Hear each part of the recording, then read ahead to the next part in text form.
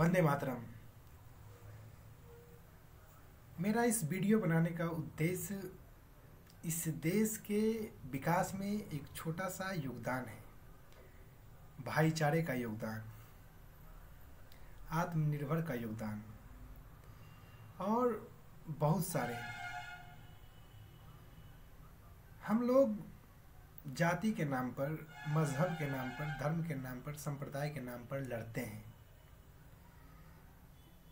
इस लड़ाई का उद्देश्य क्षणिक भर होता है। आप लड़ाई कर करके किसी पर पूर्ण विजय नहीं प्राप्त कर सकते हो। हाँ, पूर्ण विजय किस पर प्राप्त कर सकते हो? असत्य पर।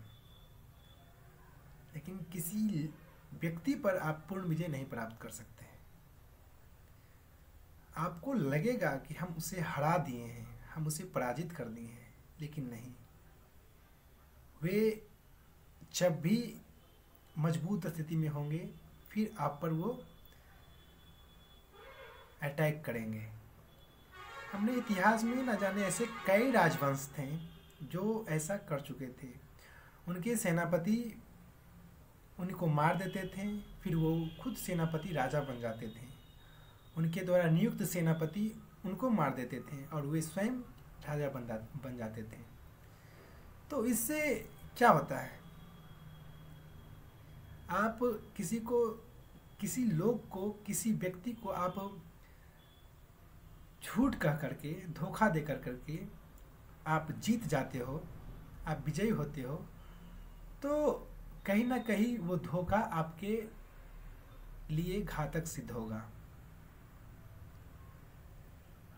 मेरा इस वीडियो बनाने का उद्देश्य भारत की एकता को बनाए रखना है। भारत में 2 दिन बहुत महत्वपूर्ण होते हैं, एक 15 अगस्त और दूसरा 26 जनवरी। 15 अगस्त यानी कि उस दिन हमारा देश अंग्रेजों से आज़ाद हुआ था, और 26 जनवरी उस दिन हमारा देश गणतंत्र हुआ था। 26 जनवरी 1950 को और 15 अगस्त 1947 को हमारा देश आज़ाद हुआ था। तो हम लोग ने मिलकर एक प्रथा शुरू की है कि 15 अगस्त और 26 जनवरी को अपने गांव में झंडा फहराया जाए। जो भी जहां हो, जो व्यक्ति हो, जो सुन रहे हो, तो वो भी अपने अपने जगह पर ऐसा काम जरूर करें। लोगों से मिल करके भारत में जो मजहब के झगड़े होते हैं उनको आप बंद करा सकते हैं, उनको आप एकदम हमेशा के लिए हटा सकते हैं। ये जो झगड़े होते हैं मजहब के नाम पर, मात्र कुछ लोगों को फायदे होते हैं, नेताओं को वोट बैंक के लिए और मंदिर के पुजारियों को होते हैं जो अपने आप को श्रेष्ठ समझते हैं अपने धर्म में। मौलवी जो अपने आप को उस धर्म में श्रेष्ठ समझते हैं। खैर छोड़िए, ये सब बात तो बात की है। दरअसल हम लोगों ने पिछले साल से यह जो प्रथा शुरू किए थे झंडोत्तोलन का अपने अपने गांव में, तो पहली बार हमने 26 जनवरी को जब झंडा फहराया तो उस समय झंडोत्तोलन के लिए हमने हाई स्कूल के प्रधानाध्यापक जी को आमंत्रित किया था। वो आए, झंडोत्तोलन किए, बच्चों को अपनी बातों से प्रभावित किए, उनको भी अच्छा लगा। और फिर हम लोगों ने मिलकर एक ऐसी प्रथा शुरू करने का विचार किया जो आगे चल करके जीवंत महसूस हो। हम लोगों ने गांव के सबसे वृद्ध व्यक्ति को झंडा फहराने के लिए आमंत्रित किया। गांव के सबसे वृद्ध व्यक्ति को। अब हम लोगों ने सोचा है कि वृद्ध व्यक्ति सिर्फ पुरुष नहीं, महिला भी होती हैं। उनको भी एक समाज में एक ओहदा दिया जाए, एक इज्जत दिया जाए, बराबरी का लेवल दिया जाए, बराबरी को बराबरी किया जाए। तो इसके लिए हम लोगों ने मिलकर ये सोचा कि 15 अगस्त को गांव के वृद्ध पुरुष व्यक्ति आकर के झंडा फहराएं और 26 जनवरी को गांव की वृद्ध महिलाएं आकर के झंडा फहराएं। जो सबसे वृद्ध हो वो आए, जो चल फिर सकते हैं। तो 15 अगस्त को तो मैंने ऐसा किया था। अब 26 जनवरी है, 26 जनवरी आ रही है। ये जो भी लोग वीडियो देख रहे हो वो अपने अपने गांव में, मोहल्ले में, जहाँ भी आप झंडा फहरा सकते हो, जहाँ आप काबिल हो, जितना हो सके। यार 2 दिन बस है, 2 दिन, इन 2 दिनों को आप पूरे अच्छा से क्यों ना जिए। ये 2 दिन जितना मज़ा आएगा उसमें और कोई पर्व में मज़ा नहीं आएगा, क्योंकि ये 2 दिन पूरे भारत मनाता है। लेकिन ईद, दिवाली, होली ये सब किसी खास कम्युनिटी के लोग मनाते हैं। भले कुछ लोग उसमें शामिल हो जाते हैं, लेकिन ये खास धर्म के पर्व होते हैं। ईद मुसलमान का होता है,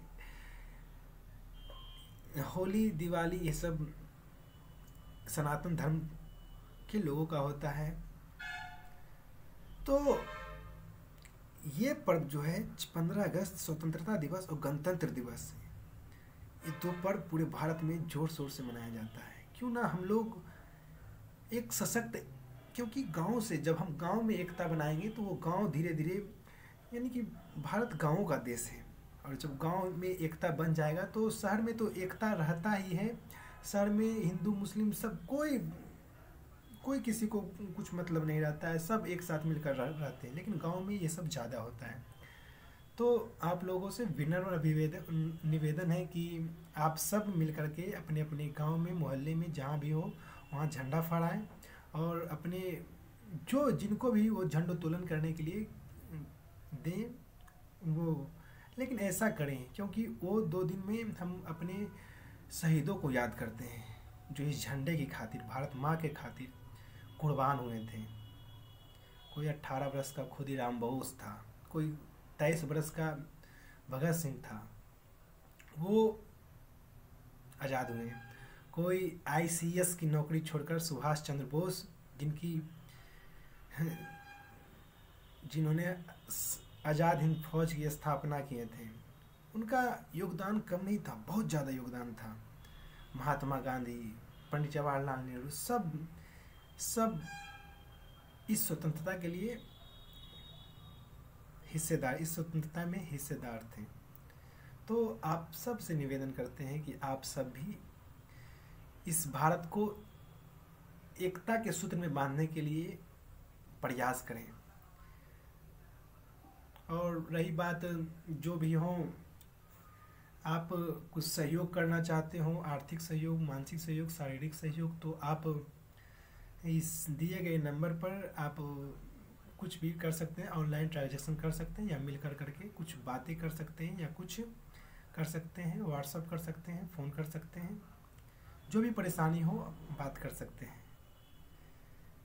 तो अब तो 26 जनवरी बुधवार को है, तो आप सब धूमधाम से इस पर्व को मनाएं। अपने बच्चों को जलेबियाँ और चॉकलेट जो भी हो, जो भी बन पड़े, आप अकेले हो ऐसा करें तो समाज आपके साथ आएगा, नहीं आएगा लेकिन आएगा, कुछ दिन बाद आ जाएगा, कुछ साल बाद आ जाएगा, लेकिन आएगा। तो ऐसा ज़रूर करें। जय हिंद, वंदे मातरम, इनकलाब जिंदाबाद, भारत माता की जय, सत्यमेव जयते।